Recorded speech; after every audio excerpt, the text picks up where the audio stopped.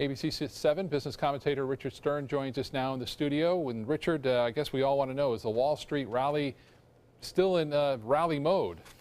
Well, Scott, that's a very simple question. I wish I had a very simple answer because, believe it or not, all three of the indices we follow on a regular basis are up or down less than 1 point. I don't mean 1 percentage point. I mean 1 point.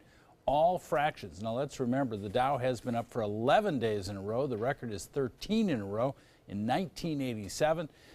Defense stocks moving higher today. President Trump making some comments about that, and Warren Buffett saying he still thinks that stocks are cheap. Put that all together, and you got a non-event. Let's take a look at the figures, and they really are exactly that. There you see the Dow Jones Industrial Average, 20,821.41, up 0.35, up 0.00%. That on 419 million shares. And if you think that's funny, take a look at the NASDAQ.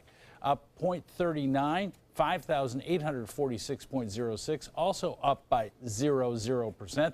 That on volume of 688 million shares. And yes, there is one move of more than 0.00. Let's take a look at the S&P 500, down by 0.3%, also less than a point at 2,366. Sotheby's is a very well-known auction house based in New York, but been in business, believe it or not, since 1744.